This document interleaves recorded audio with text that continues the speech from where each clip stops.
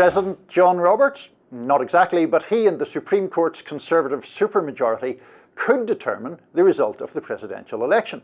In a new article for the New Republic, writer Dave Daly argues that Chief Justice Roberts' life's work has encompassed, quote, remaking the law to undermine voting rights, boost Republican prospects, and award his side policy victories that could never be won at the ballot box, end quote. Daly says that Roberts is at the heart of the GOP, not Donald Trump.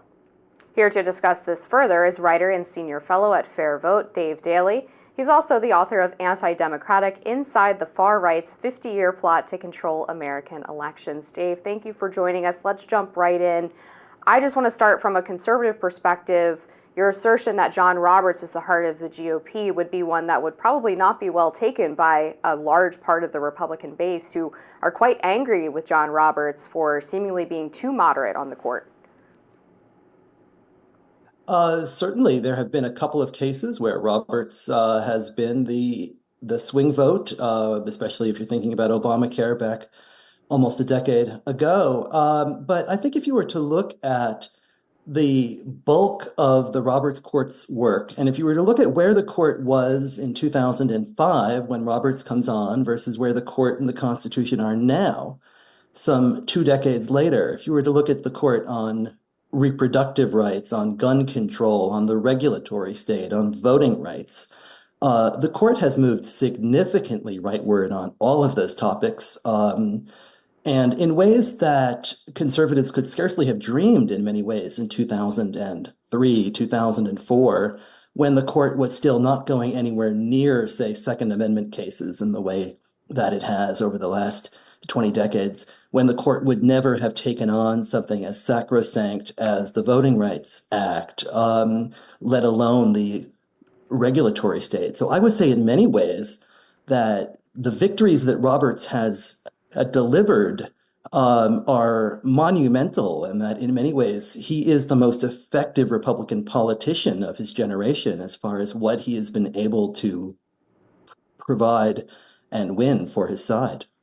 So to that point, Dave, just to sort of give our audience a little bit of an explanation as to where you're coming from on this, the article in the New Republic, correct me if I get anything in this summary wrong, but it essentially notes a ruling that was made in a case that involved gerrymandered districts, basically in North Carolina. And the Supreme Court, in ruling on that case, argued that state law and state courts do not evade, this is Mr. Roberts' words, do not evade federal law. State courts do not have free rein. So can you just, we'll probe this in a second, but could you just connect the dots between what you see as that ruling and the danger of a Roberts court doing something sketchy in relation to this year's presidential election? Sure. This case involves something called the independent state legislative theory, which is a fairly fringy doctrine that has been advanced by some on the right. The argument essentially is that the elections clause of the Constitution gives state legislatures the full and unfettered power over election law and election procedures, and that power cannot be regulated. It's not subject to gubernatorial veto. It's not subject to state Supreme Court review. It's not subject even to state constitutions. And the Supreme Court knocked down in 2023 the most aggressive reading of this theory, but it left a rather large loophole. And essentially what it said was, we think there's something here, but we don't know what exactly, and we'll let you know in a future case. And what I would suggest is that in the heat of a presidential campaign in this next 6-week period, in between the election on Tuesday and then the Electoral College meeting in mid-December, is when all kinds of cases, whether those from Pennsylvania or Georgia or elsewhere, some of which are already advancing through the courts, are likely to be decided by the US Supreme Court. And it would be extraordinarily useful if that standard were actually articulated in advance and if we knew what it was. Because we don't, it opens up all possibilities for chicanery and subterfuge and a decision that the country doesn't understand or accept. What do you view as the most extreme case of this potential loophole? I think what you are seeing right now with regards to cases that are advancing would be the case out of Pennsylvania regarding whether or not specific absentee ballots ought to be counted, whether folks ought to be given the right to come back in and cast a provisional vote if their absentee ballot is not counted. I think there's all kinds of other cases that are making their way through the system, particularly involving whether or not votes ought to be counted if they are postmarked ahead of Election Day but received afterwards. I think there's questions regarding certification. Questions, say if a state Supreme Court in Georgia or in Pennsylvania or Wisconsin keeps polls open for a couple of hours longer on Election Day because of long lines. And they say, well, anybody who's in line at this time ought to be able to cast a ballot. And that decision gets taken to court and appealed up to the US Supreme Court. Is it possible that the number of votes that are cast, say, after 8 p.m. In Philadelphia or in Atlanta could be the tipping point in an election in extraordinarily close states, right? Where we're talking about 10,000 votes in Arizona last time, 11,000 votes in Georgia, in Florida in 2000, the case that led to Bush versus Gore, the difference was less than 550 votes. So one of these cases could very well control enough votes to tip an election. We have already seen, folks in Oregon and Washington, there have been fires set in drop boxes. Say there is a fire or a shooting at a vote counting center. If there's that kind of political violence, and state Supreme Courts make decisions about what to do and how to go forward. Some of this sounds a little bit fringy itself, but it's already happening, and we need to be aware of what the standards would be in advance if we want to actually have faith that a decision is not a partisan one. Yeah, and just to distill this down, is your concern that the Supreme Court is going to rule only in favor of things that help President Trump? I do think that what we have seen on election cases and democracy questions and general questions of voting rights from this court, whether you go back to the Shelby County versus Holder decision that cut out preclearance and eviscerated the heart of the Voting Rights Act, if you look at the redistricting decisions in Common Cause versus Rucho that effectively closed the federal courts to partisan gerrymandering claims at exactly the time that, bipartisan judges appointed by both presidents were beginning to come to an understanding of what the standards could be in order to keep the most extreme gerrymanders out of our political system and to put an end to them.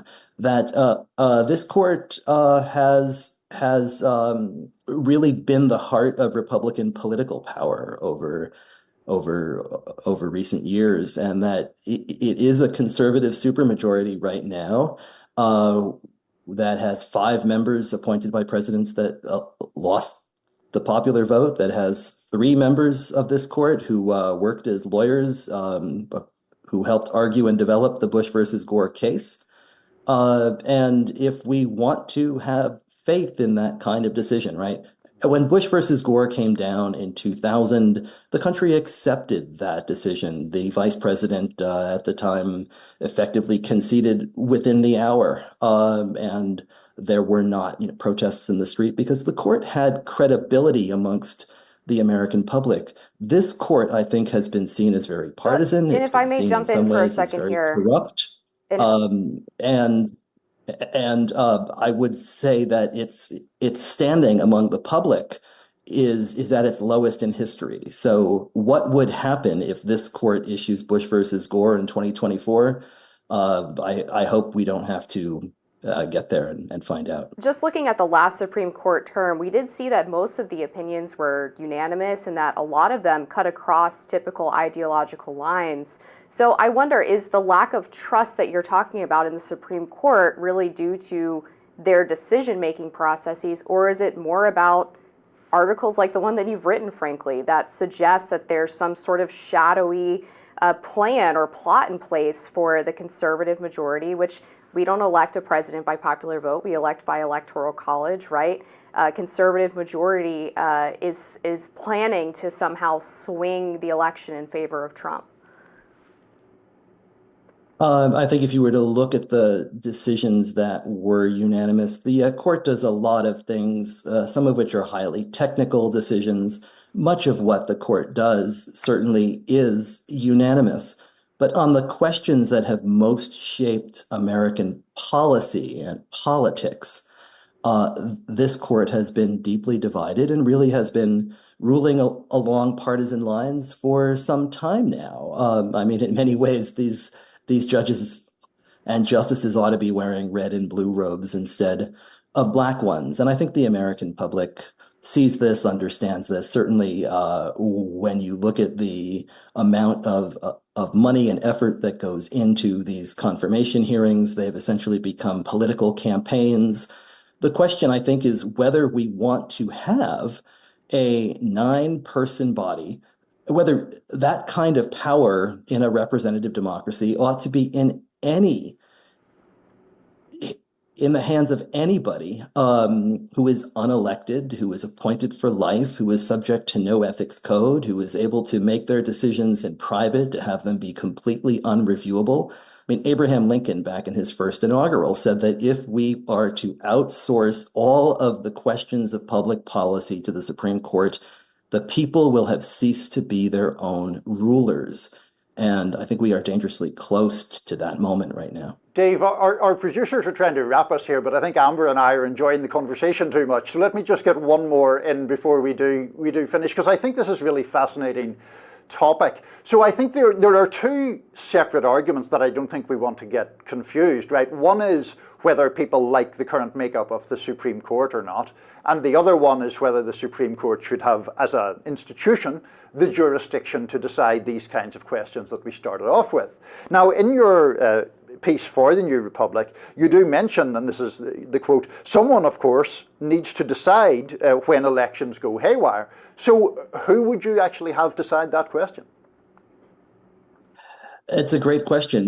I mean, I think ideally we have a Supreme Court that the country has faith in, that does not have an approval rating that is as low as that as used car dealers and, frankly, journalists like ourselves, right? So I think what has happened in many ways is that the court, through its own decisions, through the luxury vacations and the money that these justices have accepted over time, has lost a lot of that faith and credibility, that the process has become so partisan, right? I think the American public sees tens of millions of dollars being spent by both sides to install these justices because they are precisely that. They've become an unelected a super legislature hanging over our politics. And that is not at all what the founders of the country wanted or tried to design here. And that if we have a court that is this unaccountable, I think all of us ought to think really seriously, regardless of what side we're on, regardless of how we see the current constitution of this court, as to what the role of a Supreme Court ought to be in a democratic nation and who ought to have this kind of power and what kind of checks ought to be on it. And as we head into an election that is going to be this close, in which those 9 people could have that kind of authority once again, as they did back in 2000, and there's no articulated standard, I think that really ought to concern all of us greatly. My final disagreement with you would be that we shouldn't give journalists any more power. But Dave Daly, we appreciate you coming on the program very much. Have a great rest of your day. A pleasure. Thanks for having me.